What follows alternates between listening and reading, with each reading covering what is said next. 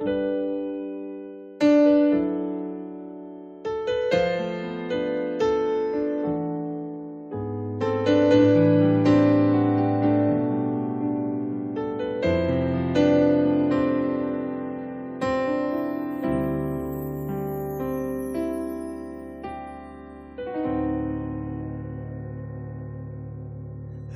the throne of our God we gather and join to praise His holy name. Because of His great love, God gave His only Son. Jesus Christ has redeemed us from our sin. On the cross, God poured out His love so freely. A stream that flows forevermore.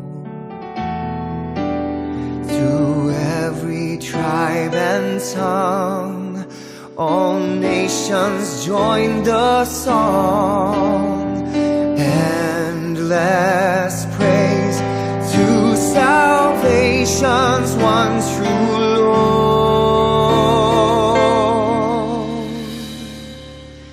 To the Lord of all, who's seated on the throne, and to the Lamb of God, this saving grace belongs. To the Lord of all, who's seated on the throne, and to the Lamb of God, we cry aloud forevermore.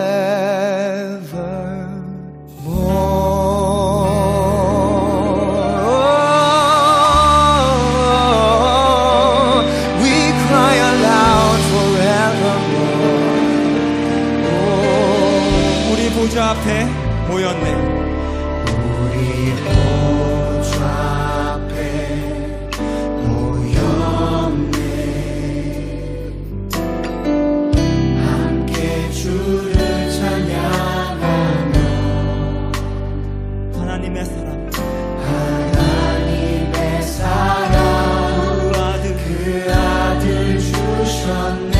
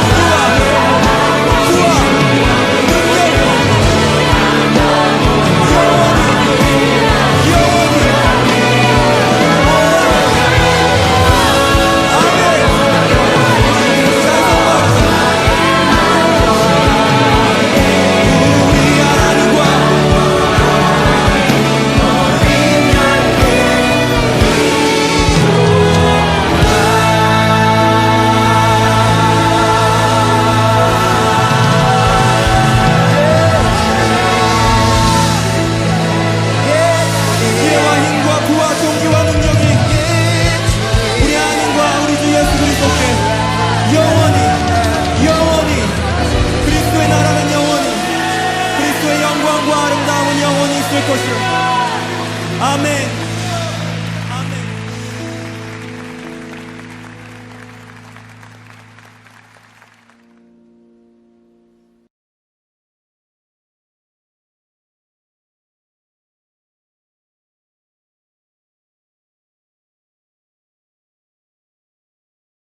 복된 주일 아침입니다. 오늘도 주님 앞에 예배할 때에 하나님의 은혜가 우리 마음과 또 우리 가정 그리고 공동체 가운데 임하시기를 간절히 소원합니다. 기도하겠습니다. 할렐루야. 여호와의 이름을 찬송하라. 여호와의 종들아 찬송하라. 여호와의 집 우리 여호와의 성전 곧 우리 하나님의 성전 뜰에 서 있는 너희여, 여호와를 찬송하라. 여호와는 선하시며 그의 이름이 아름다우니 그의 이름을 찬양하라. 여호와께서 자기를 위하여 야곱 곧 이스라엘을 자기의 특별한 소유로 택하셨음이로다. 하나님 아버지, 오늘도 감사합니다.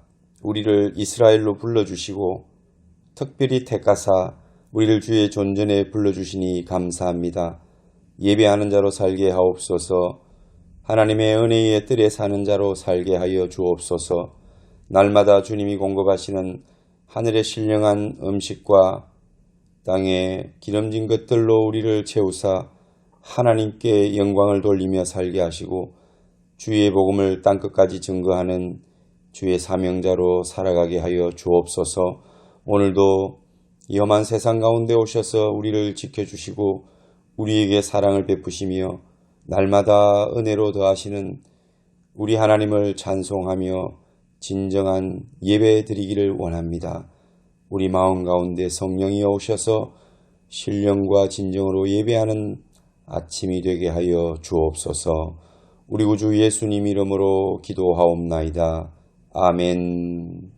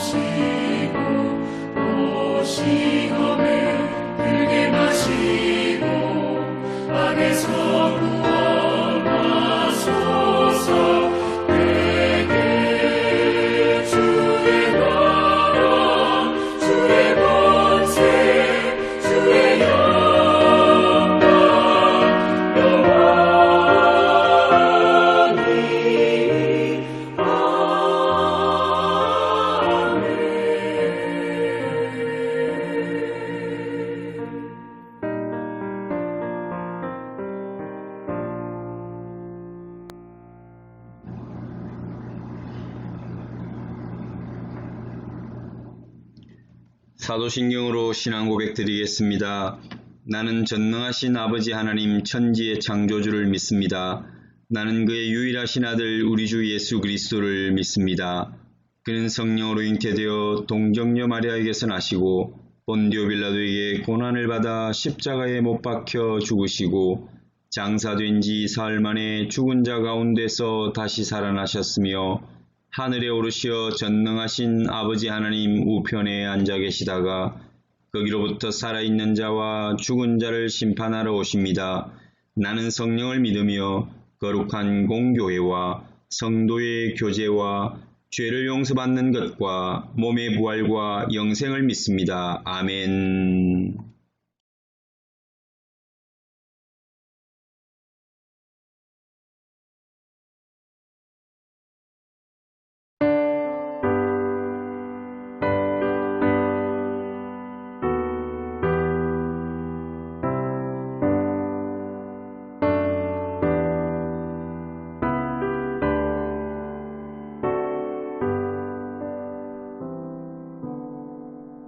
나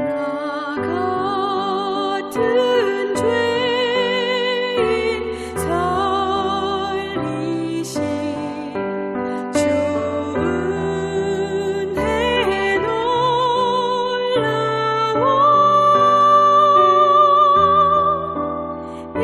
잃었던 생명 찾았고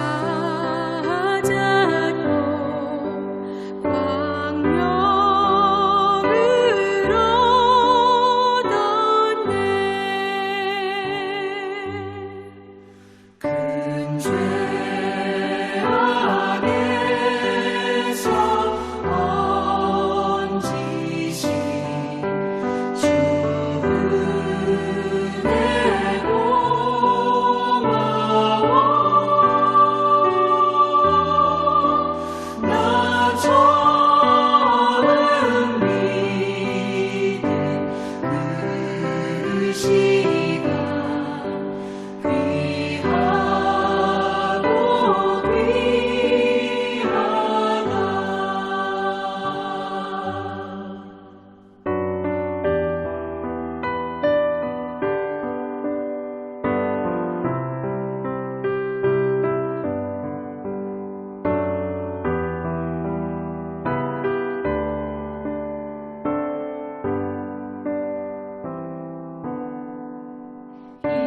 이제껏 내가 산 것도 주님의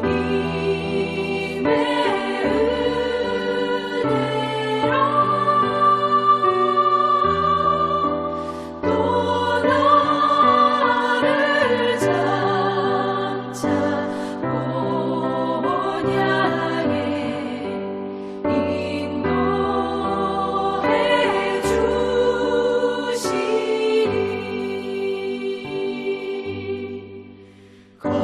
거기서 우리 영원히 주님의 은혜로 해처럼 밝게 살면서 주 찬양하리라.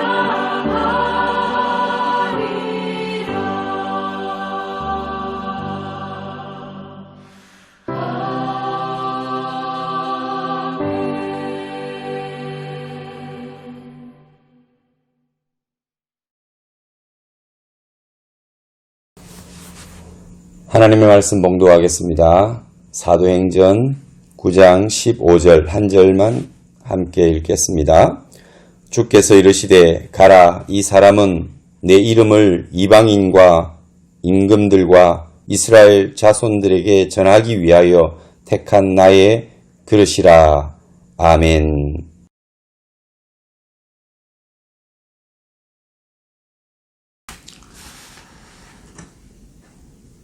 오늘은 사도행전 9장 말씀을 통해서 꿈과 사명이라는 제목으로 말씀을 함께 나누려고 합니다.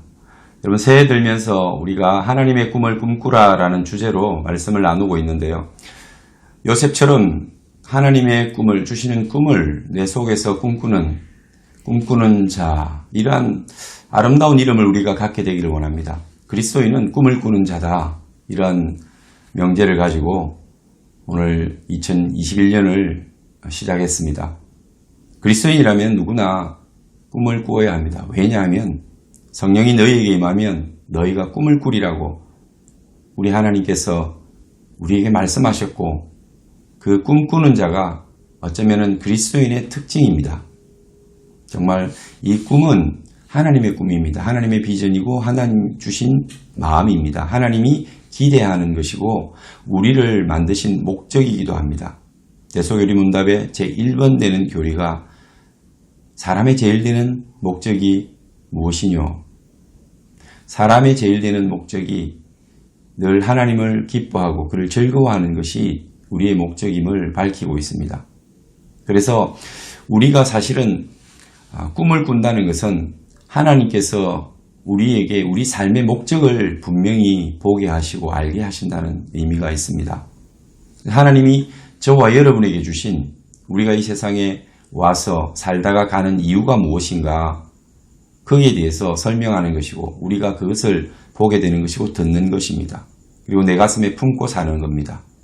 늘 그 그림을 그리면서 살아갈 때 그 아름다운 그림이 우리 삶에 나타나고 실현되는 것. 그게 꿈꾸는 자의 특징이고 그래서 우리가 꿈을 꾸어야 한다는 겁니다. 꿈이라는 게 어떤 명사적인 게 아니라 동사적인 의미가 있고 또 to be냐라고 할 때는 어떤 일을 행하는 것보다도 to be, 존재가 되는 거기에 우리의 꿈이 있다. 그러면 자연히 to be에 의해서 to do라고 하는 자신의 존재 때문에 삶의 여러 가지 형태가 나타나고 또 지향하는 삶이 우리의 발자취로 남게 되겠죠. 그래서 to be, 존재라고 하는 게 참 중요하고 꿈이라는 것은 여기에 가까운 것입니다. 그래서 뭐가 되겠다라고 하는 것보다 내가 어떤 명사적인 대통령이 되겠다, 군인이 되겠다, 또는 사업가가 되겠다 이런 게 꿈이 아니라 꿈은 어떤 존재가 될 것인가 좀 추상적이고 좀 더 넓은 범위에 그리고 여러분 자신이 어떤 사람이 되고 왜 사는지 그 목적에 부합하는 그런 꿈을 가졌어요. 그게 꿈꾸는 자입니다. 요즘 많은 청년들이 회사에 취직하기 위해서 인터뷰를 하고 또 자소서를 쓰기도 하고 그것을 또 외우고 훈련해서 인터뷰 준비를 하는 것을 봅니다.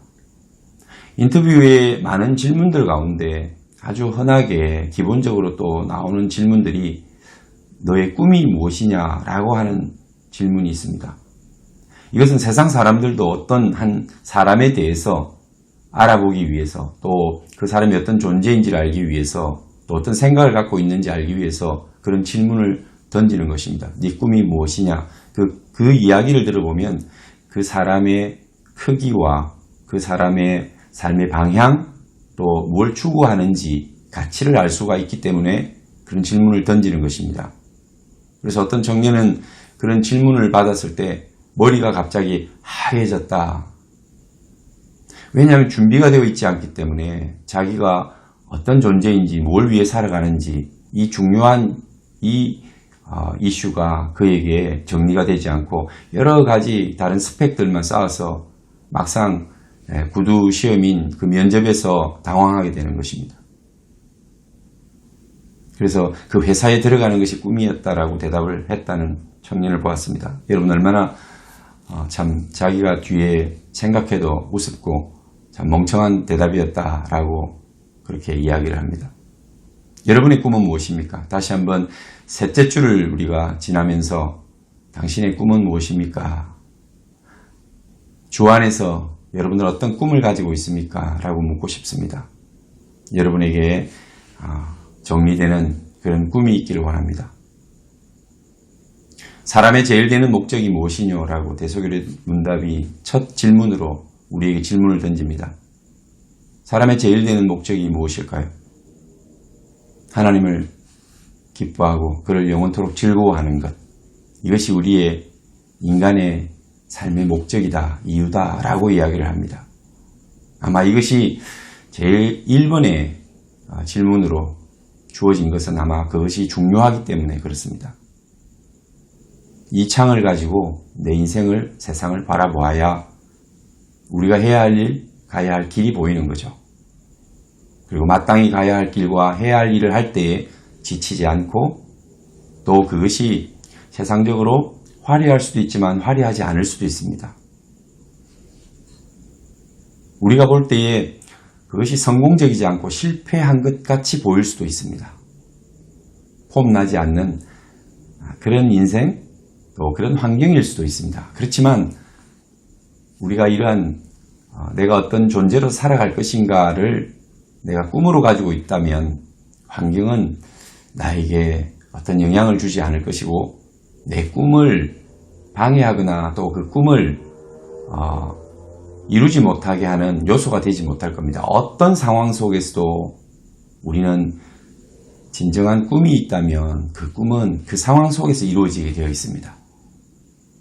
어쩌면 어둡고 더 힘든 그런 상황이라면 그 캄캄함 속에서 그 고통 속에서 꿈은 더 찬란하게 빛날 것입니다. 밤이 어두울수록 별빛이 밝은 것처럼 꿈이라는 존재는 그런 것입니다.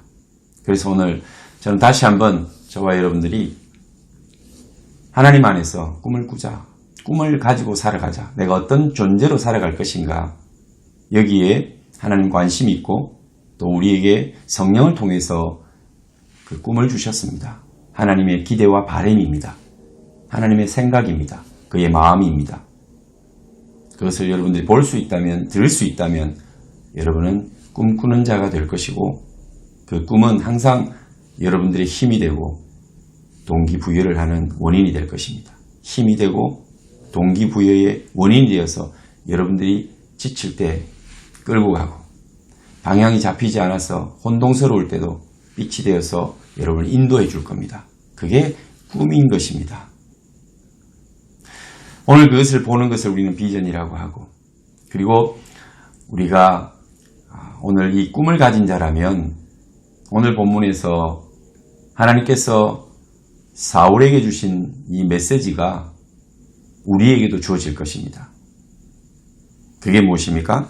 바로 6장, 9장, 15절에 주께서 이르시되 가라 이 사람은 내 이름을 이방인과 임금들과 이스라엘 자손들에게 전하기 위하여 택한 나의 그릇이라. 이것을 우리는 사명이라고 이야기를 하죠. 바로 사울이라고 하는 청년에게 하나님은 오셔서 사명을 주신 것입니다. 저와 여러분들이 살아가면서 꿈이 있는 자에게는 이런 사명의 길이 보이는 겁니다. 그래서 오늘 꿈과 사명, 이제 꿈에 대해서 한 3주 정도 이야기를 나누고 말씀을 나누었는데 오늘 그 꿈이 우리에게 주는 것은 그 꿈을 통해서 우리가 보는 것, 듣는 것은 사명이라는 것입니다. 사명은 꿈이 있는 자에게 따라옵니다. 꿈을 보는 자가 사명을 깨닫는 겁니다. 어떤 사명입니까? 하나님이 나에게 주신 사명. 나에게 생명을 주시고 이 땅에 존재케 하신 그분이 나에게 기대하시고 주신 일. 그것이 사명이겠죠. 첫째는 여러분들이 꿈을 꾸는 자가 되고 그 꿈에 이어서 오는 하나님의 사명을 여러분들이 보게 되고 또 듣게 되기를 원합니다. 오늘 주인공은 사울이라는 사람입니다. 우리가 이미 사울은 바울이 되는 그 전 이름이죠. 사울이 바울이 됩니다. 바울은 굉장히 유명해서 여러분들이 웬만하면 다 아실 겁니다. 그러나 처음 듣는 분도 있을 수 있습니다. 바울은 바로 예수님 이후에 가장 위대했던 사도라고 할 수 있습니다. 예수님의 제자는 아니었지만 그 이후에 하나님 앞에 회심하고 사도의 길을 갔던 많은 성경들, 신약의 대부분을 기록했던 저자이기도 하고 그리고 1차, 2차, 3차, 4차 전도 여행을 통해서 많은 교회들을 소아시아와 유럽과 저 로마를 건너서 스페인까지 이렇게 그 당시에는 전 세계라고 할 수 있는 세계를 그 발로 밟으며 수많은 사람들에게 복음을 전하고 교회를 세웠던 위대한 하나님의 종이죠. 근데 이 사울이 처음부터 그랬던 것은 아닙니다. 사울은 다소라고 하는 그 터키의 남부 지역, 그 지중해에서 가까운 지역에서 태어났습니다. 지도를 보시면 여러분들이 아마 다소가 어디인지 보게 되실 겁니다. 이 다소에서 태어난 사울은 가말리엘이라고 하는 그 당시에 최고 학부의 최고 스승 아래서 공부를 하게 됩니다. 요즘 같으면 서울대 또 하버드대 정도 되는 그러한 명문 스승과 또 그 학풍을 이어받는 아주 훌륭한 최고의 교육을 받게 되죠. 그가 나중에 등장하는 첫 번째 모습은 여러분들이 사도행전 7장에 보면 스데반이라고 하는 집사님이 복음을 전하면서 돌에 맞아 순교하는 장면이 나옵니다. 그때에 핏발선 그 군중들, 그 유대인들 틈에 이 사울이 등장합니다. 그때 이 사울은 청년의 모습으로 등장합니다. 어쩌면은 그 시대의 어떤 흐름을 보면 한 12살 정도에 이제 가말리엘 문화생이 되어서 수학하고 그 다음에 이 시점이 예수님이 십자가에 죽으시고 그 다음에 정도 그때 이 사울은 청년이 되어 있습니다. 최소한 30세. 그래서 공의의 이원이 되기 위해서는 30세부터 가능한데 그가 이제 30세 때 이러한 혁혁한 어떤 공을 인정받아서 유대인들이 그리스도인들을 핍박하고 잔해할 때 앞장서서 열심을 가졌던 이 마음속에 모든 그리스도인들을 다 잡아 죽이겠다고 생각하는 이 혈기등등한 이 청년, 그가 바로 사울이었습니다. 그래서 아마도 스데반의 순교에 앞장섰던 이 시점이 그가 약 한 30세로 본다면은 적어도 그가 공의 회원이 되는 그 가장 젊은 나이 30세로 우리가 인정할 때 이제 다메섹 사건은 그 다음에 약 31세 정도 될 때에 다메섹 사건이 일어납니다. 다메섹은 어디냐면은 다마스쿠스라고 하는 지금 시리아의 수도입니다. 예루살렘에서 약 한 250km 정도 떨어져 있는, 그래서 한 3, 4일을 걸어가야 되는 그런 거리입니다. 왜 그가 그 다메섹까지 가려고 했을까요? 그 가는 길에서 아주 큰 일을 만나게 되죠. 그 마음에 열심이 있었기 때문입니다. 그는 사실 유대인으로서 메시아를 기다리던 전통적인 유대인이고 아주 최고의 공부를 했던 그런 청년입니다. 누구보다도 어쩌면 그 마음속에는 하나님을 사랑하고 그리고 자기 백성 이스라엘, 자기 조국을 사랑하는 그러한 청년이었다고 볼 수가 있습니다. 그런데 이 청년이 왜 이렇게 혈기가 일어나고 분노가 일어나는, 그래서 그리스도인이라고 하는 스데반을 순교에 이르기까지 하는, 사람을 죽이고 핍박하고 잔해하는 이런 일들을 하는데 앞장서는 자가 되었는가? 그 당시에 유대인들의 꿈은 메시아가 이 땅에 도래해서 그 메시아가 자기들을 눌린 것에서 자유케 하고 압제로부터 해방시켜주는, 그래서 그 누르고 압제하는 자인 로마로부터 이스라엘이 독립하고 자유를 얻는, 하나님이 가나안의 그들을 이끌어내셨던 것처럼 메시아가 오셔서 모든 상황을 바꾸어 놓을 것이라는 기대를 하고 있었습니다. 그런 기대를 가지고 그들은 메시아를 기다렸죠. 그런데 그리스도인들이 하는 말이 무엇입니까? 메시아가 오셨다는 것입니다. 그분이 예수 그리스도라는 것입니다. 예수님이 오셔서 그럼 세상이 뒤집어졌느냐? 도리어 예수님이 십자가에서 죽으셨습니다. 그리고 그리스도인들은 말합니다. 고난받는 종으로 예수님이 오셔서 우리를 위하여 고난을 받고 십자가에 죽으셨다. 그리고 3일 만에 우리를 위하여 부활하셔서 지금은 하나님의 우편에 앉으셨다. 이렇게 이야기하는 거예요. 그들은 선조로부터 해서 조상들로부터 계속해서 메시아를 기다리고 이 메시아가 자기들을 자유케 하고 해방시켜주고 그리고 이 땅 위에서 다시 조국을 일으키는 놀라운 변혁을 가져오고 세상을 뒤집어 놓을 일을 할 것이라고 기대했는데 아무 일도 일어나지 않았던 겁니다.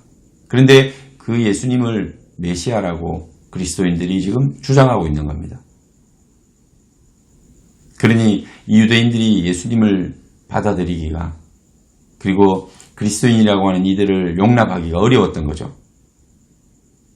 그들이 볼 때는 이단아처럼 보였고 예수님을 알지 못하고 믿지 못했던 그들은 예수님을 전하는 그들을 잡아서 가두고 그리고 죽이려 했던 거죠. 오늘 저와 여러분들이 이 세상을 살아가면서도 세상에 속한 많은 기대를 가지고 살다 보면 하나님 앞에 실망할 때가 있잖아요. 그 실망감을 가진 사람들은 하나님을 떠나기도 합니다. 마치 이들의 모습이 그렇게 허탈하고 또 분노하고 있는 그런 모습이라고 보시면 될 겁니다.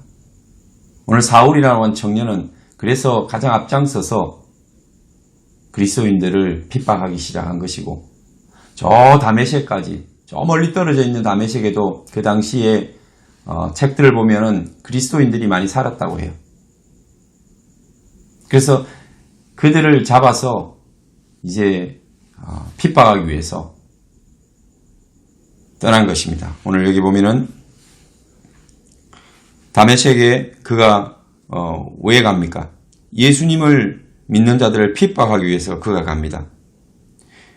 만일 그 도를 따르는 사람을 만나면 남녀를 막론하고 결박하여 예루살렘으로 잡아오려고 그는 다메섹으로 갔다라고 이야기를 하고 있습니다.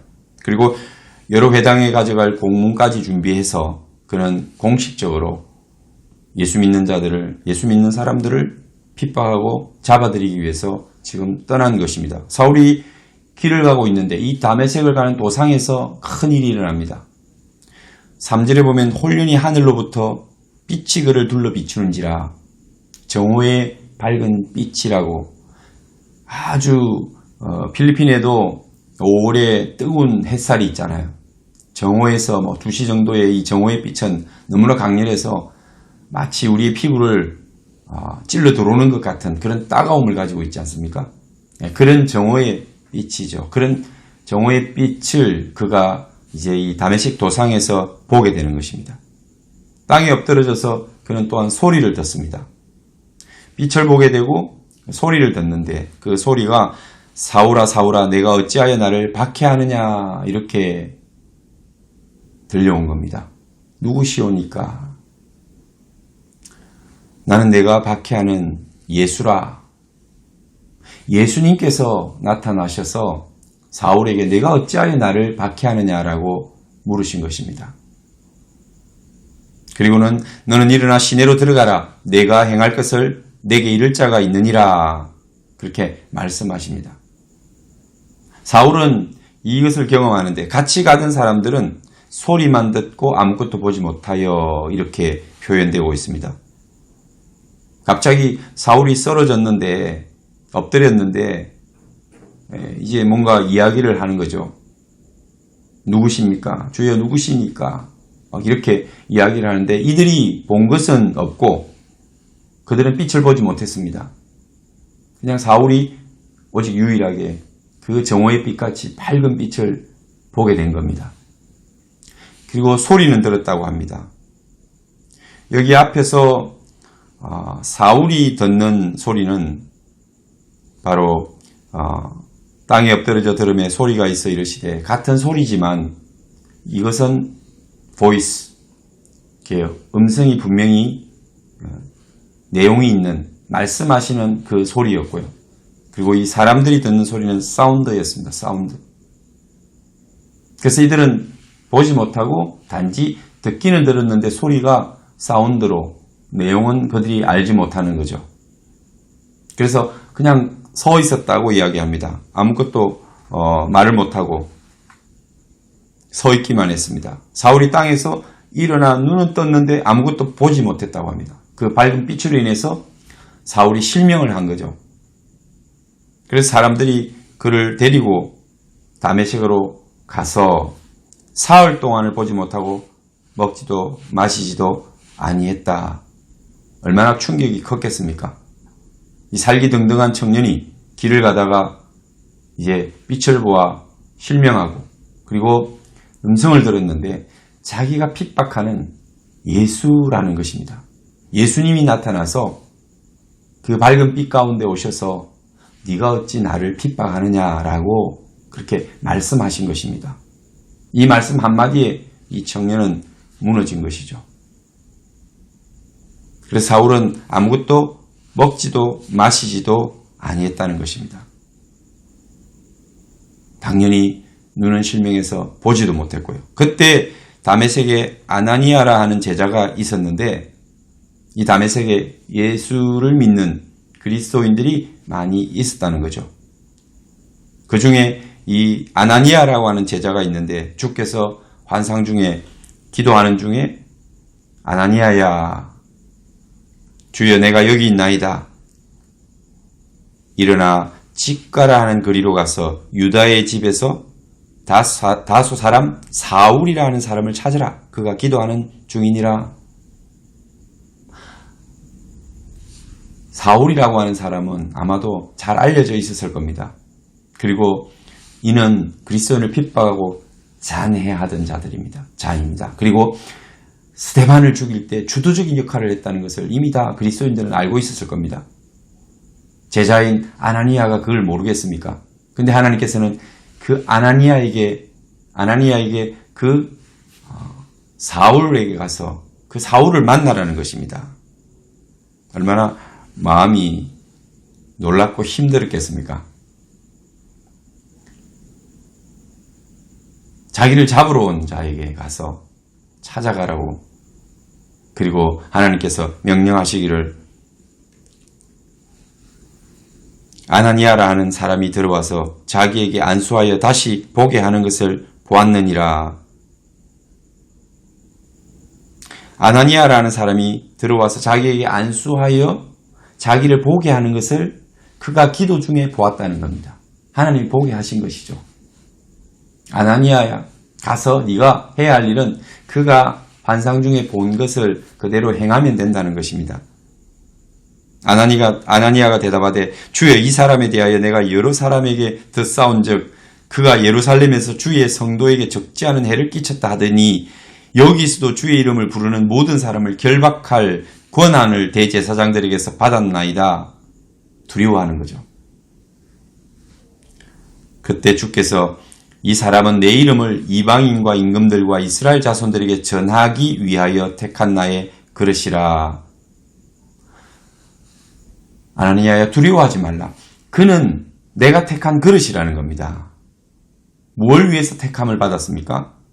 이 사람은 내 이름을 이방인과 임금들과 이스라엘 자손들에게 전하기 위하여 택함 받은 그릇이라는 것입니다.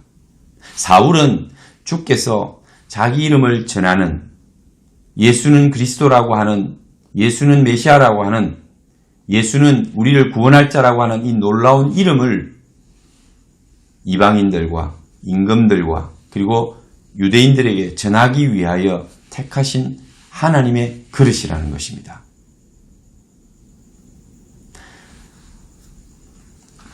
오늘 여러분 이 아나니아가 이제 가서 안수를 하죠. 그러면 그 바울의 눈에서 비늘 같은 것이 떨어지고 그가 다시 보게 됩니다.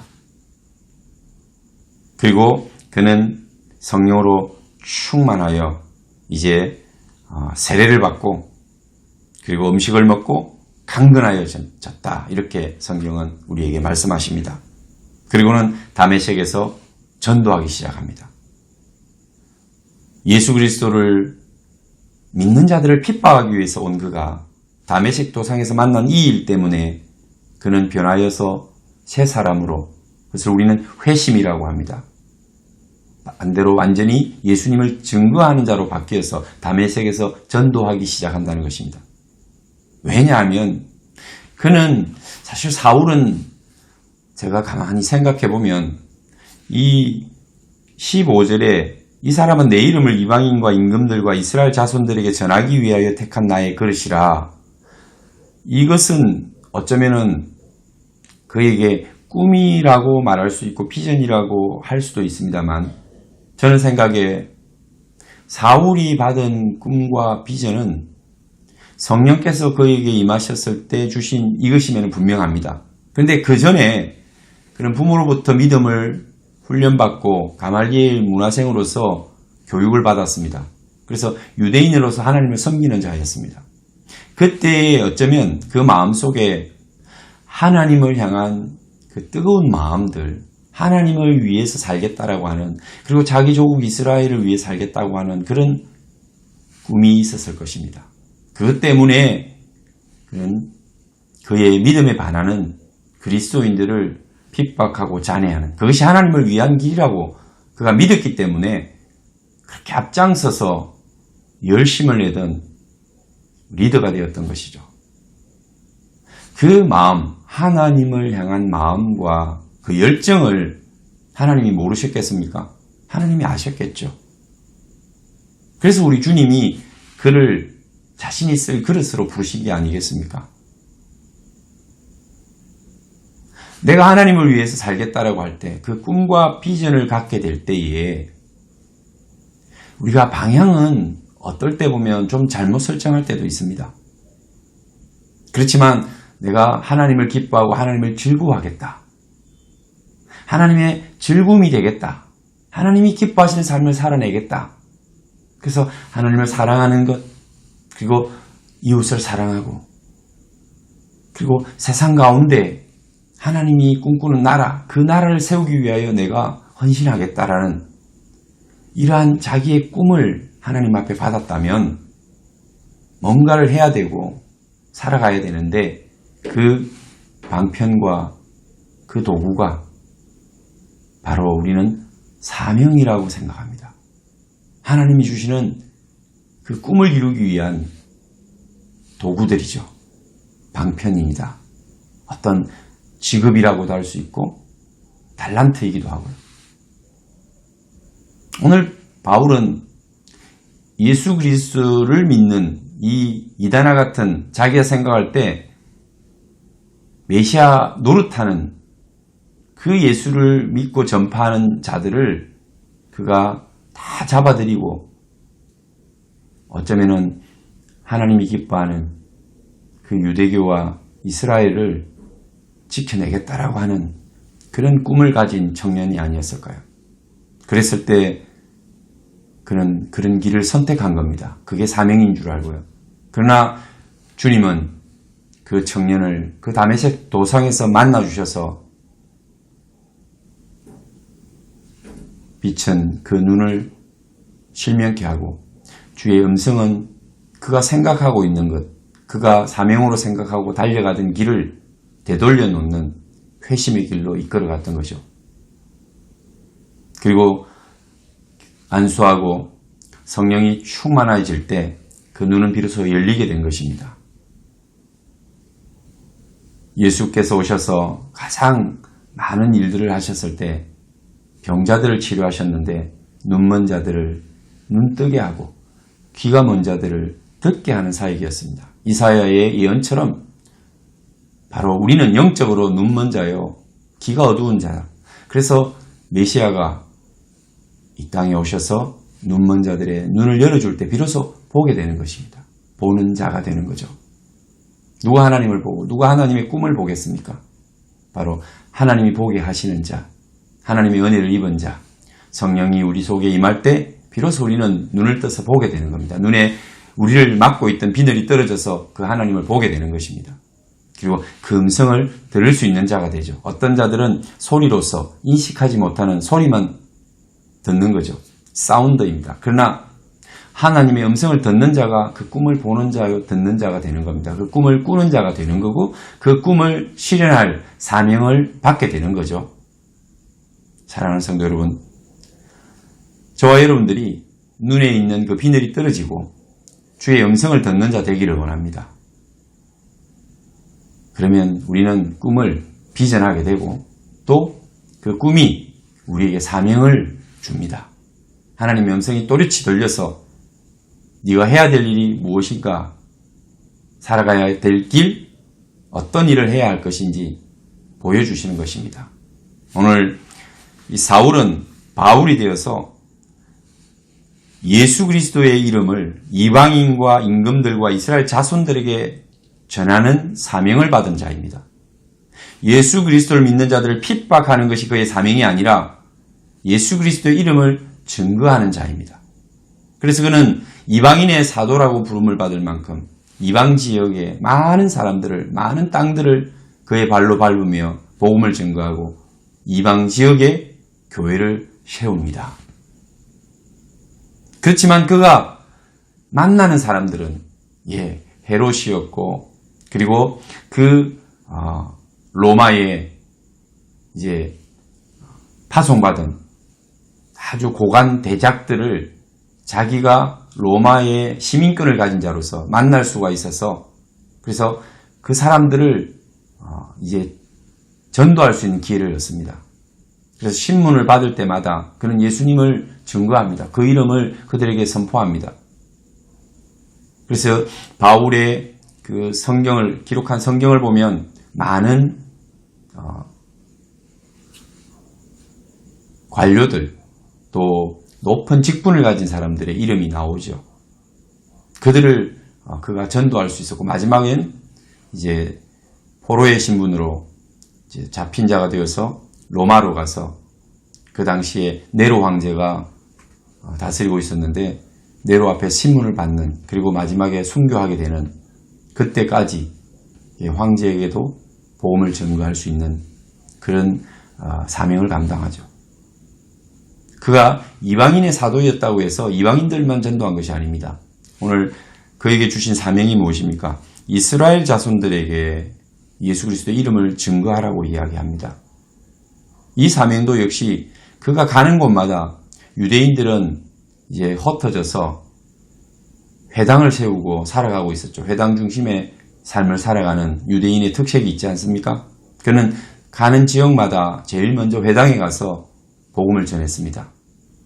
사도행전의 1, 2, 3차 전도여행을 보면 다 그런 모습이 나타납니다. 제일 먼저 그는 이방인의 사도였지만 바로 이스라엘 사람들, 유대인들에게 복음을 증거하는 자로서 살았다는 증거입니다. 그것이 오늘 15절의 말씀처럼 그는 이방인과 임금들과 그리고 이스라엘 자손들에게 예수 그리스도의 이름을 전하기 위하여 하나님이 택하신 하나님의 그릇이었다는 거죠.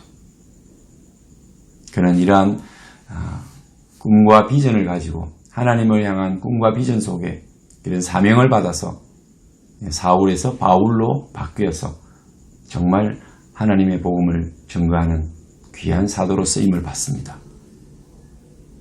사랑하는 성도 여러분, 오늘 저는 여러분들이 2021년을 시작하면서 하나님의 꿈을 꿈꾸는 자가 되기를, 우리가 함께 꿈을 다시 회복하고 내가 왜 여기 있고 왜 살아가는지, 2021년 이 시점에 왜 하나님 나에게 생명을 주셨는지, 여러분들이 30대, 40대, 50대든 아니면 우리 청소년들 같이 이제 10대에 꿈꾸는 한참 이러한 자신의 꿈을 생각하는 그런 시대이든지, 우리는 모두가 꿈을 꾸는 자가 되어야 합니다.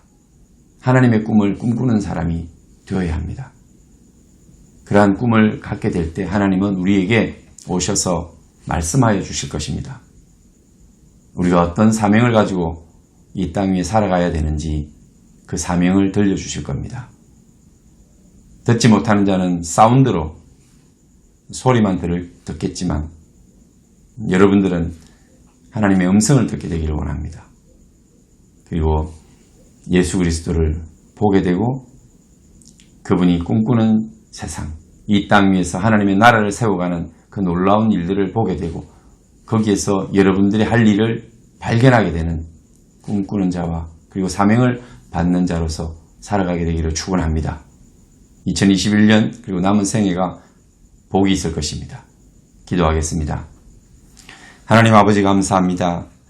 오늘도 저희들에게 생명을 주셨으니 또 여호와의 뜰에 살게 하셨으니 하나님의 뜰에 심기운 나무가 그 뿌리가 깊어 하나님이 공급하시는 물과 또 하나님의 공급하시는 양분으로 그 줄기가 크고 강하고 길게 뻗어 수많은 사람들에게 그늘을 주고 심을 주며 또 열매를 주고 꽃의 향기로 많은 사람들을 기쁘게 하는 정말 영적으로 하나님 큰 나무로서 이 세상 가운데 든든히 당당히 살아갈 수 있도록 축복하여 주옵소서. 꿈이 있는 자는 나이를 떠나서 하나님 앞에 청춘이요 젊은이로 살아가게 될 것입니다. 독수리같이 피곤치 않고 그 길을 당당히 걸어가게 될 것입니다. 오늘 우리 모든 성도들이, 우리 자녀들이 하나님 안에서 꿈을 꾸며 하나님이 주시는 사명을 받는 자로서 하나님의 능력과 하나님의 공급하시는 수많은 은혜를 누리며 살아갈 수 있는 저들이 되게 하여 주옵소서.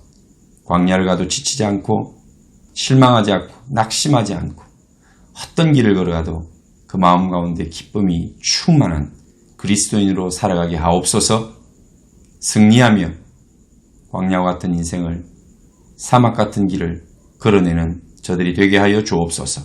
우리 청소년들에도 이것이 얼마나 소중하고 중요한 일인가를 알아서 그들의 비전을 확인하고 그들의 사명을 주께로부터 받는 주의 음성을 듣고 그들의 눈으로 하나님의 꿈을 볼 수 있는 자들이 되게 하여 주옵소서. 우리 구주 예수님 이름으로 기도하옵나이다. 아멘.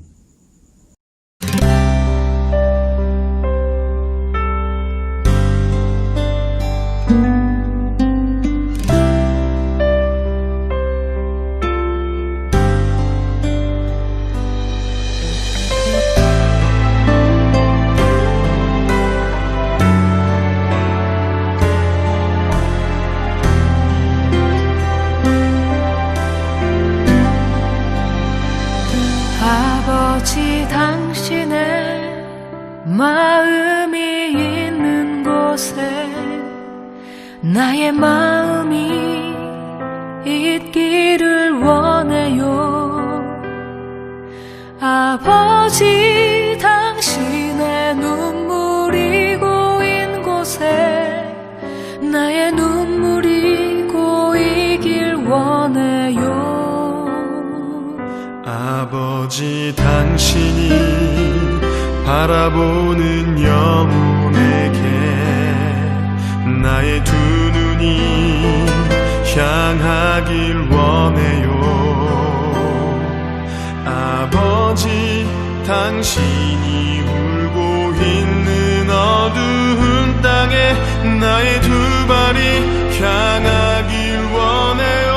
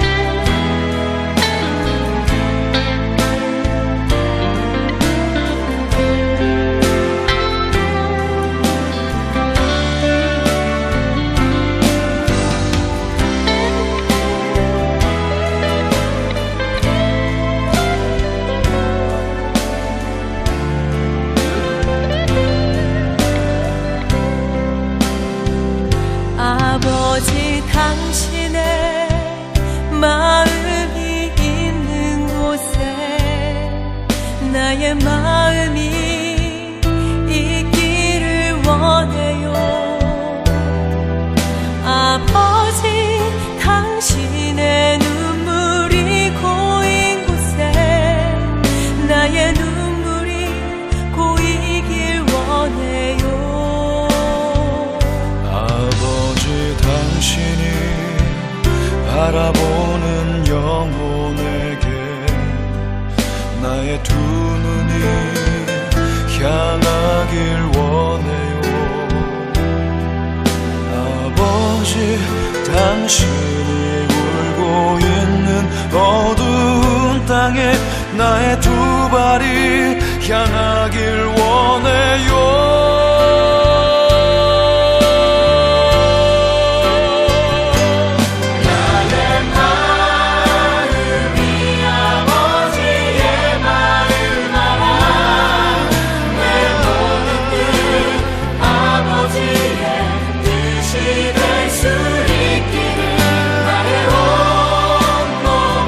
아버지의 마음 알아 내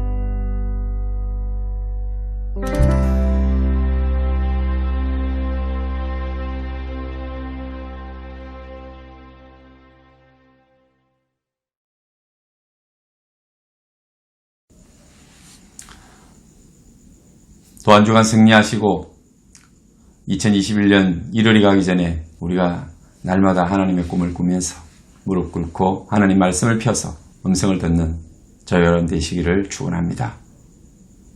축도하겠습니다. 이제는 우리를 위하여 피 흘려주신 예수 그리스도의 은혜와 아버지의 극진하신 사랑과 성령님의 위로하심과 교통하심이 오늘도 하나님의 꿈을 꾸고 하나님이 주시는 꿈을 보며 하나님이 주시는 음성을 들어 사명을 깨닫는 우리 모든 성도들의 삶 위에 자녀들 머리 위에 생애부의 현장 위에 지금부터 영원토록 함께 계실지어다. 아멘.